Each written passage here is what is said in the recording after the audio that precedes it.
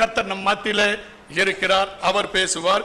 எடுத்தவர் வாசியுங்கள். மத்தேயு 7ஆம் அதிகாரம் 24ஆம் வசனத்திலிருந்து 27ஆம் வசனம் வரை யாராவது ஒருவர் நல்ல தெளிவா வாசிங்க.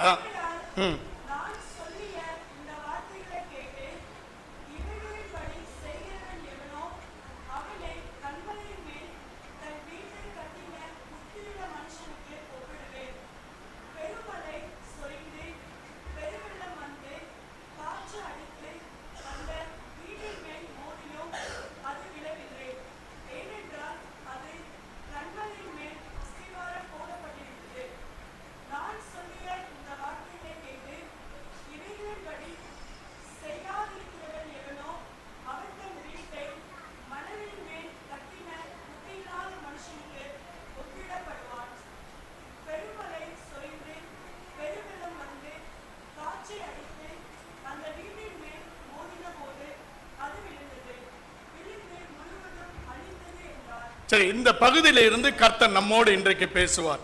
இங்க 2 நபர்களை குறித்து எழுதப்பட்டிருக்கிறது. 2 பேரும் என்ன செஞ்சாங்க? வீட்டை கட்டினார்கள். ஒரு வீடுனால அந்த வீட்டுல யார் வாசம் செய்வார்? குடும்பம், கணவன், மனைவி, பிள்ளைகள், பெற்றோர்கள் இணைந்து வாசம் செய்வதற்காக மழையிலிருந்து தப்பித்துக் கொள்ள, குளிரிலிருந்து தப்பித்துக் கொள்ள, வருகிற துஷ்ட மிருகத்திலிருந்து தப்பித்துக் கொள்ள, இன்னும் திருடர்களிலிருந்து தப்பித்துக் கொள்ளும்படியாக ஒரு வீட்டை கட்டினார்கள். வீடு நமக்கும் கர்த்தர் ஒரு நல்ல வீட்டை கொடுத்திருக்கிறார். அல்லேலூயா. இந்த அருமையான மும்பை பட்டணத்துல அநேகருக்கு சொந்த இல்லத்தை கொடுத்திருக்கிறார். இன்னும் அநேகர் சீக்கிரமாக வாங்குவதற்கும் தேவ சித்தமானால் அது வாய்க்கை செய்வார்.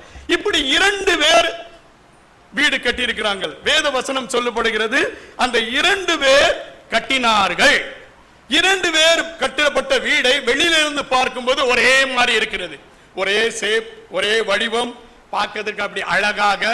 வெளியிலிருந்து பார்க்கிறவர்களுக்கு எப்படி இருக்கிறது? அது அழகா இருக்கிறது. 2 குடும்பங்கள் தனித்தனி அவங்கவங்க வீட்டுல அவங்கவங்க குடும்பங்கள் தங்கி வாசம் செய்கிறார்கள். 2 பேரும் உழைப்பால கட்டினாங்க, பணத்தால கட்டினாங்க, பல முயற்சியால கட்டினாங்க, கட்டி முடித்தார்கள். ஆனா வெளியில இருந்து பார்க்கும்போது 2 இல்லங்களும் ஒரே மாதிரியா இருக்கிறது.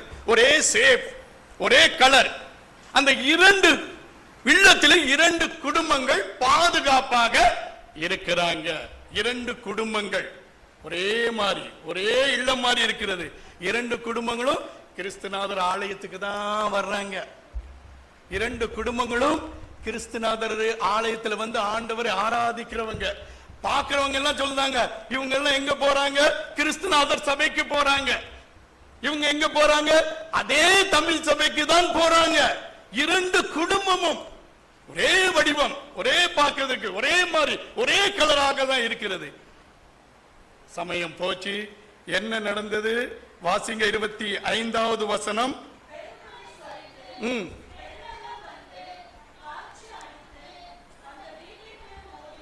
போதும் 27வது வசனம் வாசிங்க.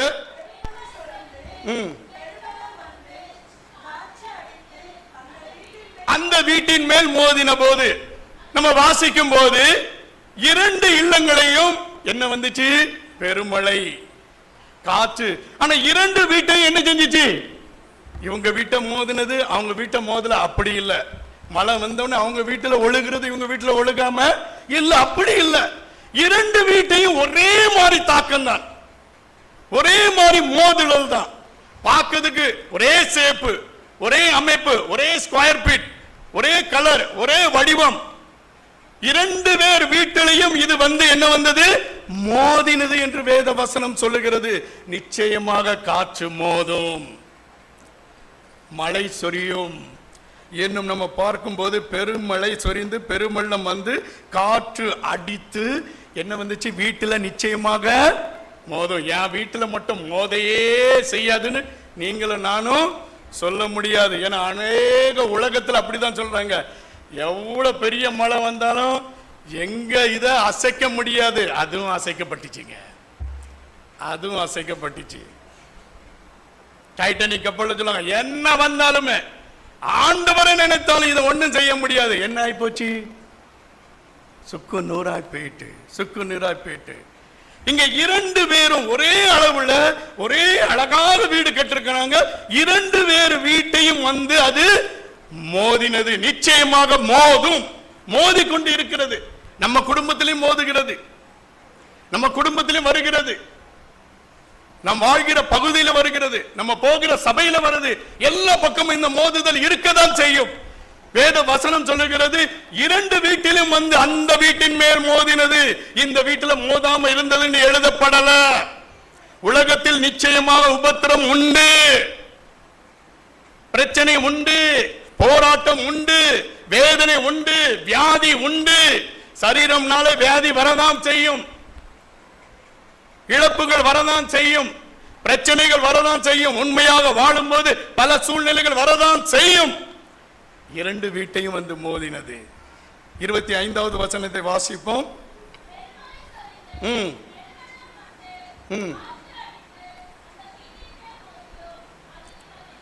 அது விழவில்லை. ஒரு வீடு என்னாச்சு?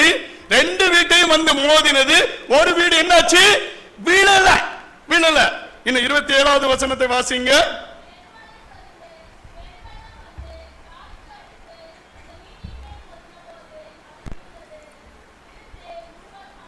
விழுந்து முழுவதும் இந்தி வேதாகமத்தில் எழுதி போட்டிருக்கிறது சத்யநாசோகயா.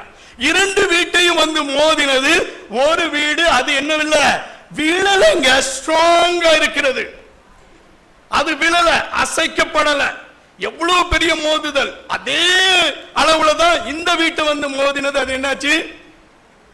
விழுந்துட்டீங்க. ஒரே மாதிரி தானப்ப கட்டணும், ஒரே அளவுல தானப்ப கட்டணும், ஒரே கலரை தானே அடிச்சோம்ப்பா, எல்லாம் செஞ்சோமே, ஒரே மாதிரி தானே வெள்ளம் வந்துச்சு, ஒரே மாதிரி தானே காற்று அடிச்சிச்சு, ஒரே மாதிரி தானே பெருமழை வந்தது. ஆனா ஏன் வீடு விழுந்துட்டு விழுந்துட்டு? பிரியமானவர்களே, பிரச்சனை வராமல் இருக்கவே செய்யாது, வரதான் செய்யுங்க. சரீரம்னால வியாதி வரதான் செய்யுங்க. எனக்கு ஏன் வந்துட்டு இந்த வியாதியின் மத்தியிலும் கர்த்தர் நம்ம கூட இருக்கிறார் என்ற ஒரு விசுவாசம் வேணும். அல்லேலூயா. அந்த நசீமா பெண் பாருங்க, ஆண்டவரை ஏற்று சில ஆண்டுகள் தான் ஆகுது, தன்னுடைய குழந்தையை இழந்துட்டாங்க. ஆனாலும் ஒரு விசுவாசத்துல உறுதியா இருக்கிறாங்க. இப்ப அவங்க என்ன தெரியுமா செய்ய போறாங்க? ஆஸ்பத்திரியில போய் இப்படிப்பட்ட சிறு பிள்ளைகள், பலவீனப்பட்ட பிள்ளைகளுக்காக ஜெபிக்கிறோம்னு ஒப்பு கொடுத்திருக்கிறாங்க.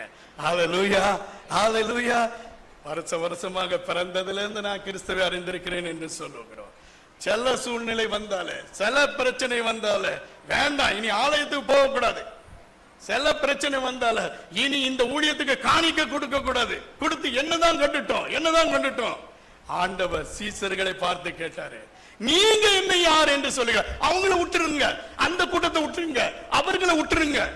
ஏன்னா அவங்களுடைய பேச்சு அப்படிதான் இருக்கும், அவங்களுடைய நடக்க அப்படிதான் இருக்கும். நீங்க என்னையா சொல்றீங்க? நீங்க தான் என் கூட இருக்கிறீங்களே, உங்களை நான் தானே தெரிந்து கொண்டேன். நீங்க பலவீனப்பட்ட போது உங்களுக்கு பலத்தை கொடுத்தன, உங்களுக்கு தேவை உள்ள போது நீங்க கேட்கும் போது அவருடைய சித்தத்தின்படி நான் தேவையை பூர்த்தி செய்தனே என்று ஆண்டவர் கேட்கிறார். இந்த பிரச்சனையின் மத்தியில, இந்த போராட்டத்தின் மத்தியில ஒரு வீடு விழுந்ததுங்க, இன்னொரு வீடு விழாமல் உறுதியா இருந்தது. சத்யநாஸ் हो गया, अगर हम भी ऐसे जिएंगे सत्यानाश हो जाएंगे. நம்முடைய வாழ்க்கையை யோசித்து பார்ப்போம். பிரச்சனை, போராட்டம் நிச்சயமாக வரும், பண கஷ்டம், பண நெருக்கடி நிச்சயமாக வரும். ஆனா நம்ம எப்படி வாழ்ந்து கொண்டிருக்கிறோம்? வாசிங்கள் 1 தீமோத்தேயு 6ஆம் அதிகாரம் 10வது வசனம். 1 தீமோத்தேயு chapter 6 verse 10. யாராவது ஒரு வாசிங்க.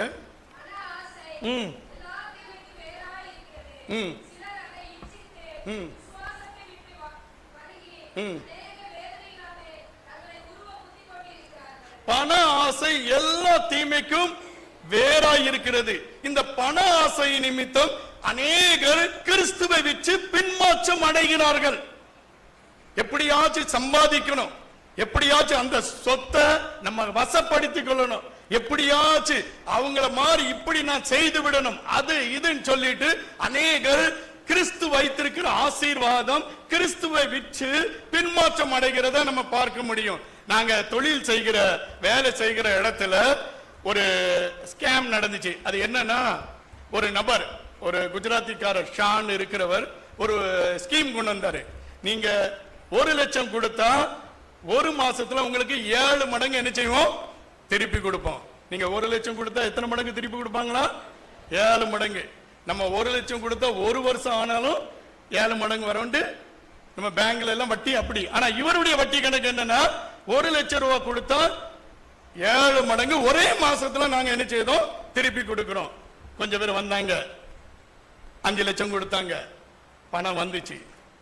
பிறகு 10 லட்சம் கொடுத்தாங்க, பணம் வந்துச்சு.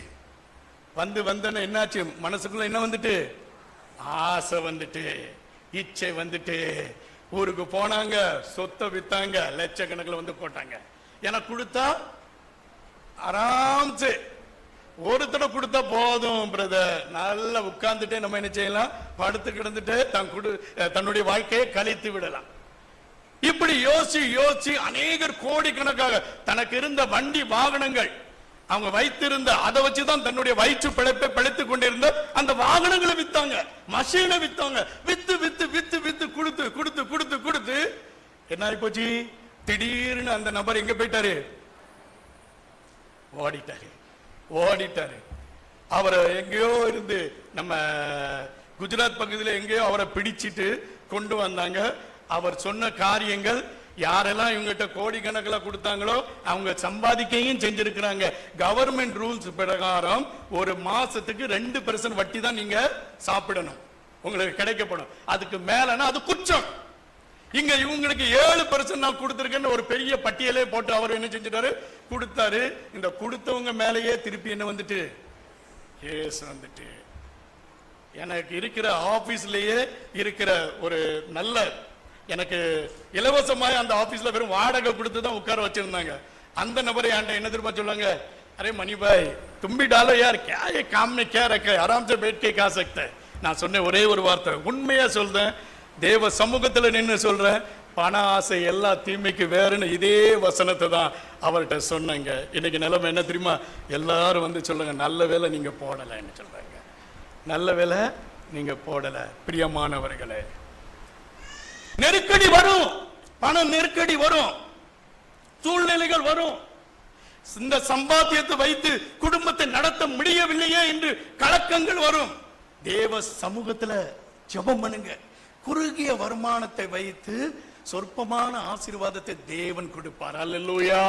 ஞானத்தோடு அவரோடு சமூகத்துல நீங்க கேட்கும் போது வியாதி உள்ள வாழ்க்கை அல்ல, வியாதி இல்லாத வாழ்க்கையை கர்த்தர் கொடுப்பார். வழிகளை தேவன் திறந்து கொடுப்பார். பிள்ளைகளுடைய படிக்கிற வழிகள், அட்மிஷன் வழிகள், நல்ல ஸ்கூல தேவன் உங்களுக்கு காண்பிப்பார். நல்ல நண்பர்களை கர்த்தர் காண்பிப்பார். பண ஆசையோடு இச்சையோடு எப்படியாச்சும் புடுங்கி புடுங்கி என் பிள்ளை அந்த ஸ்கூல்ல தான் சேர்க்கணும்னு சொல்லிட்டு அங்க வட்டிக்கு வாங்கி இங்க வட்டிக்கு வேண்டிட்டு வேண்டாங்க, வேண்டாங்க.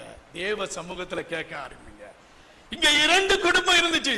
ஒரு குடும்பம் மேல இந்த மோதுதல் வந்துச்சு, இந்த பண நெருக்கடி வந்துச்சு, இந்த நெருக்கங்கள் வந்துச்சு, இந்த கஷ்டங்கள் வந்துச்சு. ஆனா அது விழல. அந்த நேரத்தில் தேவனை நம்பி இருந்துச்சு, தேவனை சார்ந்து இருந்துச்சு. அந்த குடும்பம் விழாமல் உறுதியா இருந்துச்சு. அல்லேலூயா. ஆனா இங்க ஒரு குடும்பம் அது விழுந்தது, இல்லாமலே போயிட்டு. இந்த பண நெருக்கடியில தவறான முறையில வட்டிக்கு வாங்கி பணம் வாங்கி இன்னும் சொத்துக்கு ஆசைப்பட்டு தவறான கேஸ் போட்டு பல காரியங்களை செய்து இன்னைக்கு இழந்து தவித்துக் கொண்டு இருக்கிறது. நீங்க எந்த பக்கம் இருக்கிறீங்க? இழப்புக்கு நேராக போய்கொண்டே இருக்கிறீங்களா, இல்ல தேவ சமூகத்துல உறுதியா இருக்கிறீங்களா? மற்றவங்களை பார்த்து இயேசு கேட்க, அவங்க என்ன சொன்னாங்க, இவங்க என்ன சொன்னாங்க, அது இருக்கட்டும். அவங்க இப்படி செஞ்சுட்டாங்க, அவங்க இப்படி செஞ்சாங்க, இருக்கட்டும். நீங்க என்னப்பா இருக்கீங்க?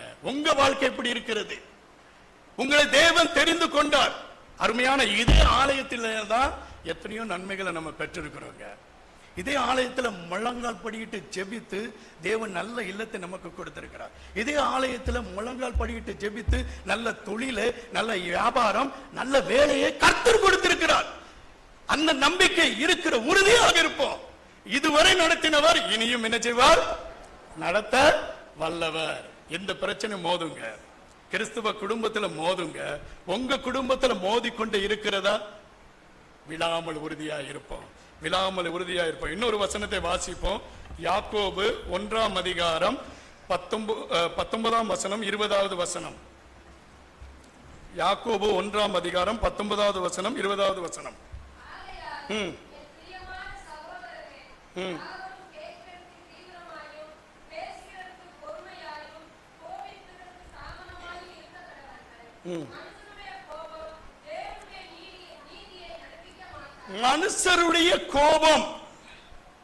மனுஷருடைய கோபம் கர்த்தர் உங்களுக்கென்று வைத்திருக்கிற ஆசீர்வாதம், கர்த்தர் உங்களுக்கென்று வைத்திருக்கிற ஊழியம், கர்த்தர் உங்களுக்கென்று வைத்திருக்கிற நன்மைகளுக்கு அது தடையாக காணப்படும். வேத வசனம் சொல்லுகிறது, மனுஷருடைய கோபம் தேவனுடைய நீதியை நடப்பிக்க மாட்டாது. தேவனுடைய நீதியை நடப்பிக்க மாட்டாது. கொஞ்சம் அப்படியே யோசித்து பார்ப்போம். ஒரு மோதுதல் வந்து பண நெருக்கடி, இன்னொரு மோதுதல் வருகிறது கோபம். கோபம் மூக்கில தான் இருக்கும்.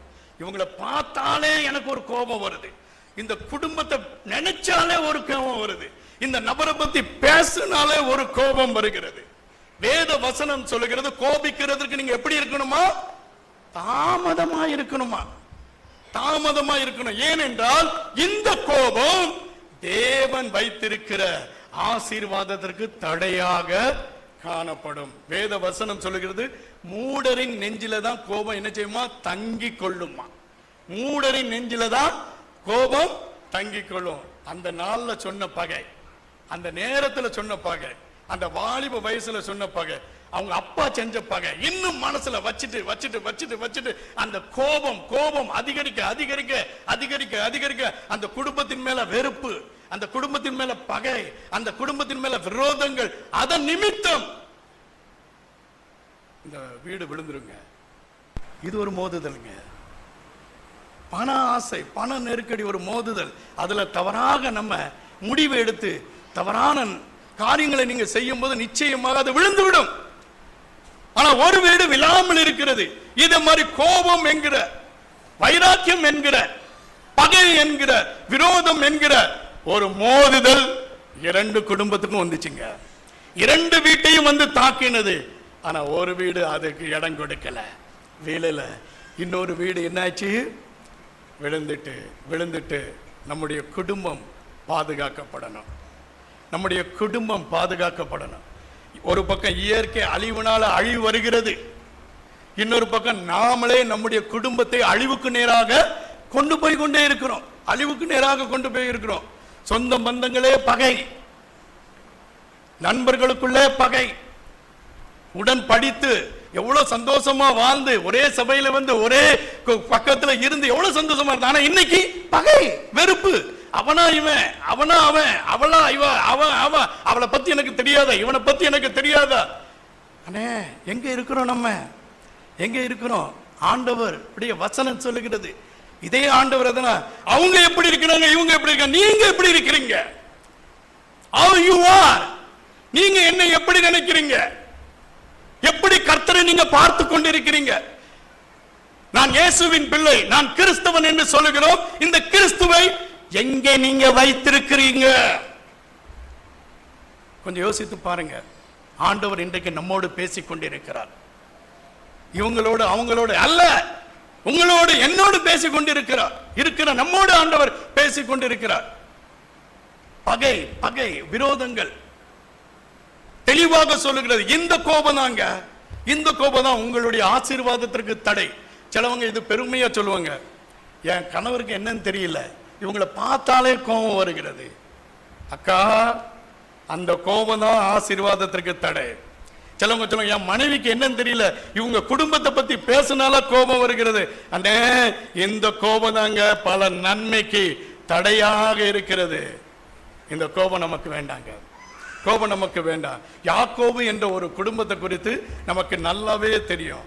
யாக்கோபு, நம்ம ஆதியாகமம் 37ஆம் அதிகாரத்துல இதை நம்ம வாசிக்கும் போது, யாக்கோபு என்ற ஒரு நபர் அவருடைய குழந்தைகளை பார்க்கும் போது, யோசேப்பு, சின்ன யோசேப்பு, அந்த யோசேப்பு மேல அவங்களுடைய சகோதரர்களை என்ன செஞ்சாங்க, அவன் மேல என்ன செஞ்சாங்க, ஒரு பகை இருந்துச்சு. உடன் பிறப்பு தாங்க, கூட பிறந்தவர் தாங்க, அப்படியே சேர்ந்துதான் வளர்ந்துருக்கிறாங்க. எல்லாம் தெரியும், இது யான் தம்பின்னு தெரியும். ஆனாலும் ஒரு பகை, அந்த பகை அதிகரித்து அதிகரித்து அதிகரித்து என்னாச்சு தெரியுமா? வாசியுங்கள் 18 ஆதியாகமம் 37ஆம் அதிகாரம் 18வது வசனம்.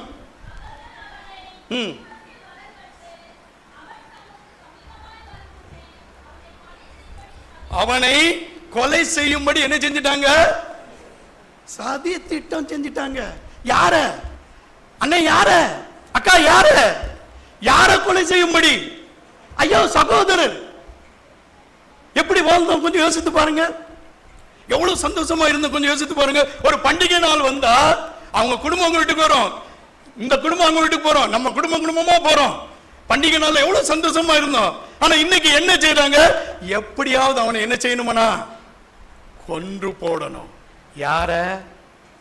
சகோதரன். கிறிஸ்துநாதர் குடும்பம் வாயில சொன்னல, இது என்னுடைய குடும்பம்னு இருதயத்தில் இருக்கணுங்க. அந்த எண்ணம் வர தட்டியும் அந்த உணர்வு இருந்துட்டு தான் இருக்கும். அந்த எண்ணம் வந்துட்டாலே போதும், வேண்டாம் இந்த பகை, வேண்டாம் இந்த விரோதங்கள், வேண்டாம். ஆண்டவருடைய வசனம் சொல்லுகிறது, அருமையாக நம்ம வாசித்தோமே.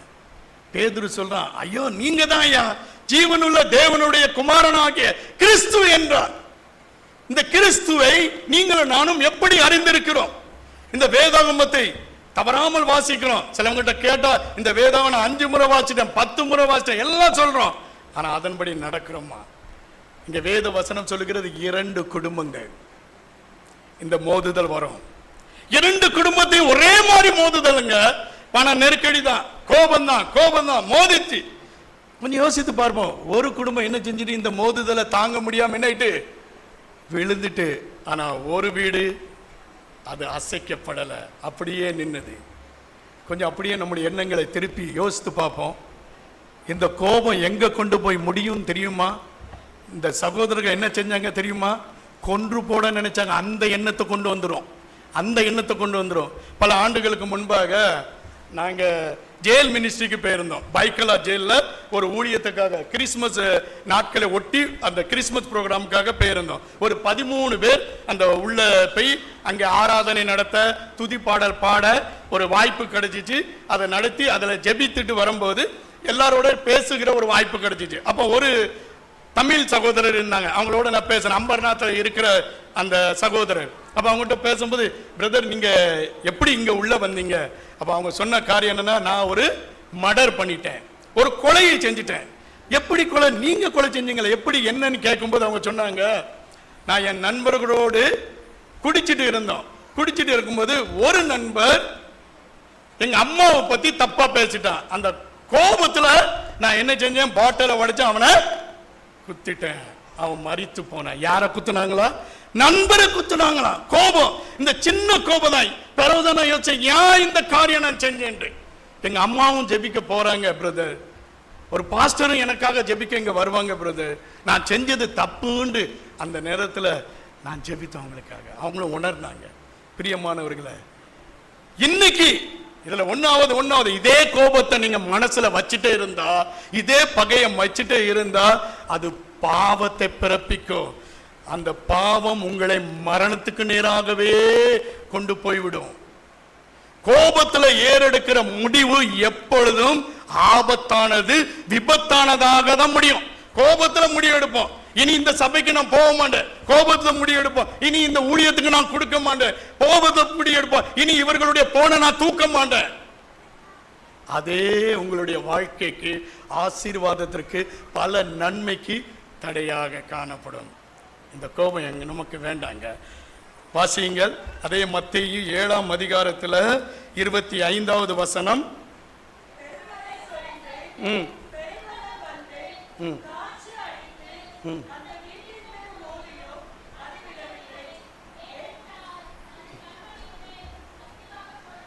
இது விழவில்லை. ஏனென்றால் அது கண்மலையின் மேல அஸ்திபாரம் போடப்பட்டிருக்கிறது.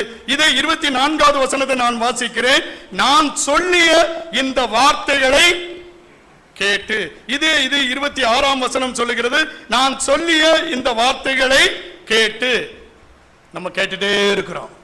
இது யாருக்கு எழுதப்பட்டிருக்கிறது? இந்த வார்த்தைகளை கேட்டு நம்ம என்ன செய்யறோம்? இந்த வார்த்தைகளை கேட்கிறோம்.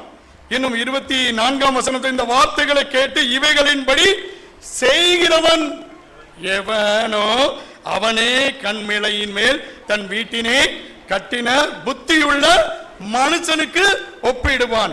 இன்னும் நம்ம 26ஆம் வசனத்தில் வாசிக்கும் போது, நான் சொல்லிய இந்த வார்த்தைகளை கேட்டு இவைகளின்படி செய்யாதிருக்கிறவன் எவனோ. ரெண்டு பேரும் கேட்டுட்டு தான் இருக்காங்க, ரெண்டு குடும்பமும் கேட்டுட்டு தான் இருக்கு. ஆனால் செய்கிறவன் கண்மலையின் மேல் அஸ்திபாரம் போடப்பட்ட வீடு, அது விழல, அது உறுதியா இருந்துச்சு. ஆனா அதை கேட்டு இந்த காதுல வாங்கி அந்த காதுல விட்டுட்டு அந்த பகையில, விரோதங்கள்ல, அந்த ஆசையில, அந்த இச்சையில வார்த்தையை கேட்காதது போல நடந்து கொண்டா என்ன ஆகுமா? விழுமா. அது விழுந்தா என்ன ஆகும் தெரியுமாங்க? குடும்பம் விழுந்து போகும். ஏன்னா அந்த குடும்பம் தான், அதுலதான் பல காரியங்கள் அது தப்பிக்கிறதுக்கு உள்ள இருக்காங்க. என்னாச்சு? விழுந்து நாசமாயிட்டு. இன்னைக்கு நம்ம யோசித்து பார்ப்போங்க, நம்ம எந்த இடத்துல இருக்கிறோம்? ஒரே மாதிரி வீடு தாங்க இருக்கு, ஆனா கண்மலையின் மேல அஸ்திபாரம் போடப்பட்ட வீடாக நம்முடைய வீடு இருக்கிறதா? புத்தி உள்ளவன், புத்தி உள்ளவள் நிச்சயமாக கேட்டு அதன்படி நடக்கிறவர்கள் தான் புத்திமான்கள். இது வேதாகமம் சொல்லுகிறது. அதை கேட்டு அதன்படி நடக்காதவர்கள் புத்தி இல்லாதவர்கள்.